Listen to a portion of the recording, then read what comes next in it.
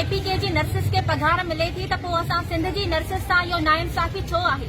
छा असां सिंध जूं नर्सूं घटि ई मायूं जो असांजे लाइ इहा नाइंसाफ़ी कई थी वञे? खां पहिरियां त असांजो जेको आहे सो हे जेको एहतजाज असां कयो आहे, असां पंहिंजे हक़नि जे लाइ कयो आहे। असांजो हक़ इहो ई आहे सिधो सो त असांखे पेड इंटर्नशिप ॾिनी वञे, जॾहिं हिन पूरे पाकिस्तान जा जेके बि नर्सिस आहिनि, पंजाब खे ॾिनी थी वञे, केपीके खे ॾिनी थी वञे, त असां सिंध जे नर्सिस खे पोइते छो रखियो वियो आहे? हर ॻाल्हि में, हर कम में असां सिंध जे स्टूडेंट्स जी ॻाल्हि हुजे, चाहे कोई बि कारकर्दगी हुजे, हर ॻाल्हि में असांखे पोइते छो रखियो वेंदो आहे? सिंध सरकार खे इहा ॻाल्हि सम्झ में नथी अचे त जॾहिं पाकिस्तान जे हर पंजाब खे जॾहिं हर फैसिलिटी ॾिनी थी वञे त असां सिंधी इंसान न आहियूं छा? असांखे छो जानवरनि वांगुरु बर्ताव असां कयो थो वञे?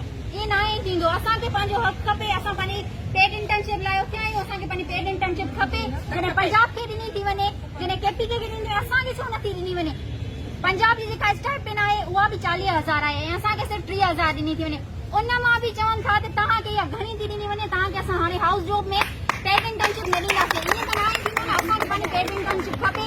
हाणे जॾहिं असां हॉस्पिटल में वञी कमु कंदासीं, उते जॾहिं एचओस खे ॾिनी थी वञे, जॾहिं फार्मासिस्ट खे ॾिनी थी वञे, जॾहिं डेंटिस्ट खे ॾिनी थी वञे, त असांखे छो न ॾिनी? असां पूरी हॉस्पिटल खे संभालींदा आहियूं। नर्स खे तव्हां कोई बि जेके बि वेंदा आहियो हॉस्पिटल में, तव्हां ॾिठो हूंदो त हर हॉस्पिटल खे सभिनि खां वधीक नर्सिस संभालींदा आहिनि ऐं उन नर्सिस खे ई पेड इंटर्नशिप न ॾिनी वञे, केॾी वॾी नाइंसाफ़ी आहे। ऐं इहा नाइंसाफ़ी सिर्फ़ु सिंध जे स्टूडेंट सां कई थी वञे।